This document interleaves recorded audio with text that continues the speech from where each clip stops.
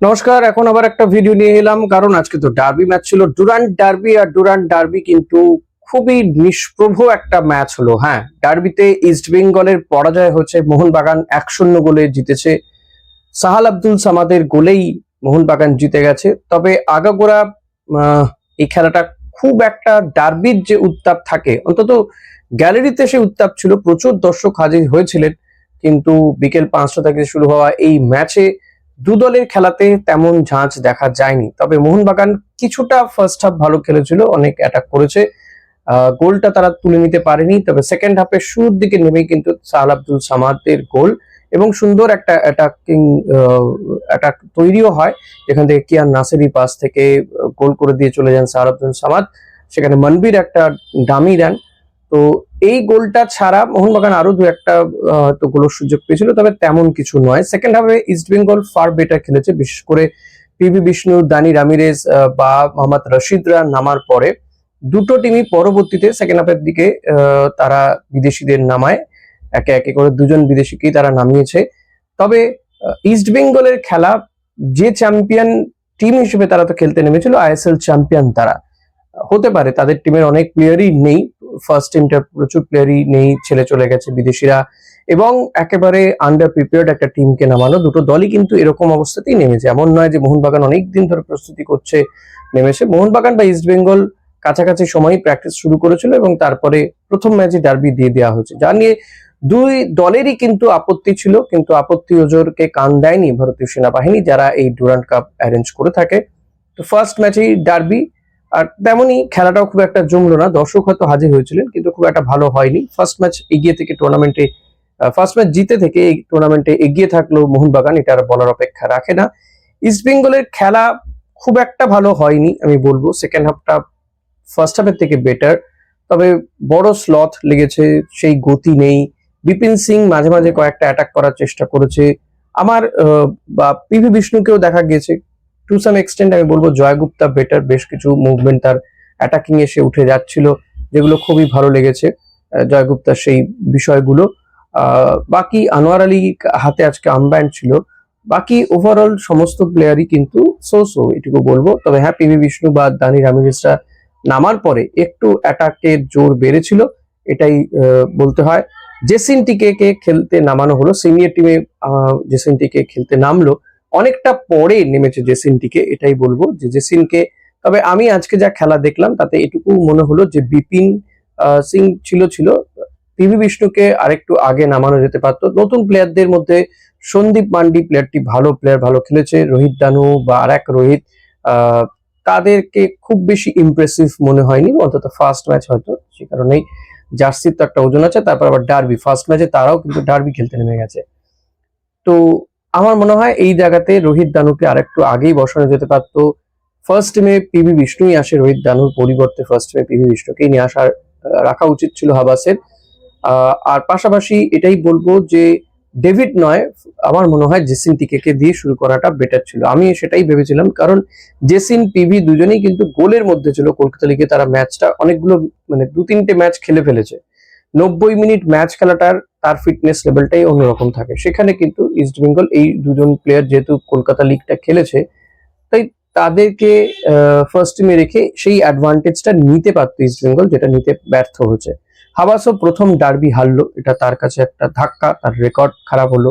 এতদিন পর্যন্ত মোহনবাগান ডাগ আউটে যতদিন তিনি বসছেন, কোনো ডার্বি তিনি হারেননি।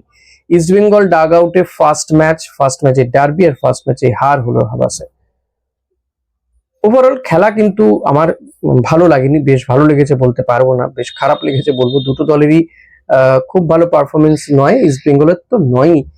মোহনবাগান যাও বা গোলটা পেয়ে গিয়েছিল, ইস্ট বেঙ্গল পরের দিকটা শেষের দিকে বেশ কিছু আক্রমণ করেছে, যেখান থেকে হয়তো গোল হলেও হতে পারতো। যেমন ডেভিডের একটা, জেসিনের একটা গোলের সুযোগ নষ্ট হওয়া, কিংবা যদি বলা যায় মোহাম্মদ রশিদ, তিনি একটা ভালো চেষ্টা করেছিলেন, ভালো ক্রসও ছিল সেখান থেকে।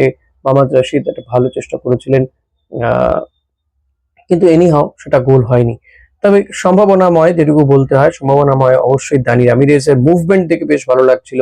হয়তো মিগুয়েলের মতো না হলেও ওরও কিন্তু পাস অ্যাকুরেসি অনেক বেশি। ফিটনেস আরো বাড়লে, ম্যাচ ফিট হলে আমার মনে হয় এই দানি রামিরেজ কিন্তু ফুল ফোটাবে, এটুকু আমার মনে হয়।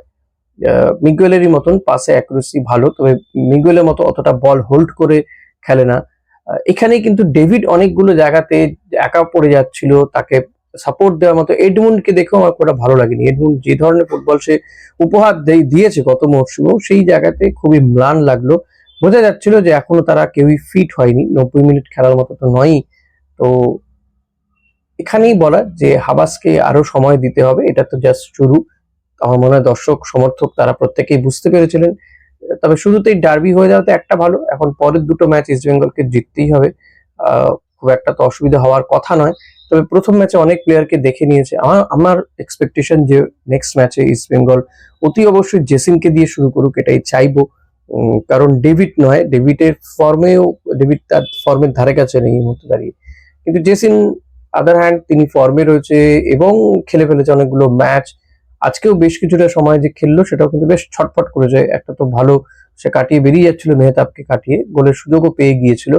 তো সেটা গোল হলে ভালো হতো, গোল হতে পারত। তো গোল হলে আমি চাইছিলাম যে জেসিন একটা গোল পাক ভীষণভাবে। তবে প্রায় 30 মিনিট ইস্টবেঙ্গল গোল খাওয়ার পরে খেললো, কিন্তু গোল শোধ করার মতন তাগিদটা খুবই কম দেখা গিয়েছে। শেষ 10-15 মিনিটে যে তাগিদটা দেখা গিয়েছে, তার আগে সে এমন তাগিদ দেখা যাচ্ছিল না। বড্ড স্লো, হাঁটাহাঁটি করছে।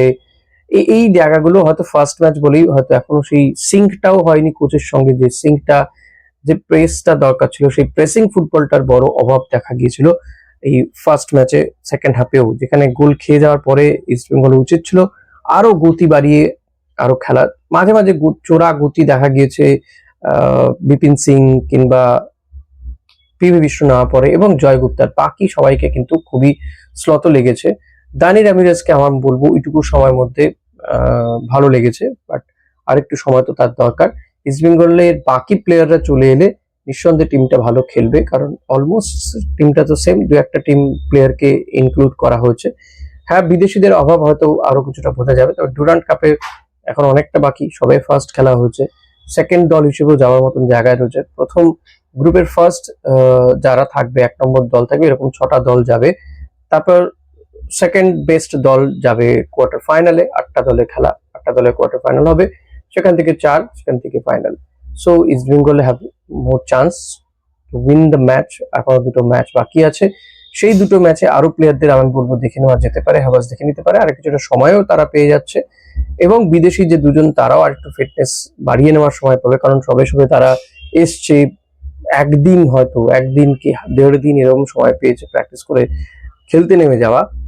একটা ম্যাটার অফ জোক, এটা এরকম হয় না ঠিক। মোহনবাগানেরও দাজিজ বলুন বা রড্রিগেজ বলুন, তারাও খুব কম সময় খেলেছে, খুব বেশি নজর কাটতে পারেনি। বরং বলবো যেহেতু ইন্ডিয়ান সাইড হিসেবে মোহনবাগান এমনিতেই এগিয়ে, বহু প্লেয়ার তারা ভারতীয় টিমে খেলে, তো সেই কারণে তারা মানে আজকে যোগ্য দল হিসেবে জিতেছে, এটা খুব বলার অপেক্ষা রাখে না। ওই তুল্যমূল্য বিচারে হয়তো কিছুটা এগিয়ে থাকবে, যদি আহ কি বলবো 70-75 মানে হয় এরকম 70-75 মতন একটা ব্যাপার ছিল। তো এর বাইরে কিছু নয় আর কি, দুটো টিমই সেইভাবে এখনো তৈরি হয়নি, এটুকুই বলবো।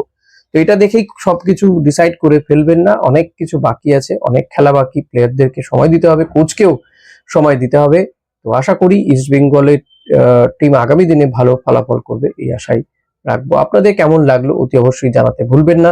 আজকের ম্যাচটা কেমন লাগলো, কার খেলা ভালো লাগলো, কে আপনার নজর কাড়লেন, মানে নতুন প্লেয়াররা, সেটাও জানাতে ভুলবেন না। তো এখানেই শেষ করছি। ভিডিওটা ভালো লাগলে যেটা করতে হয়, লাইক, কমেন্ট, শেয়ার, কমেন্ট অতি অবশ্যই করবেন। Thank you.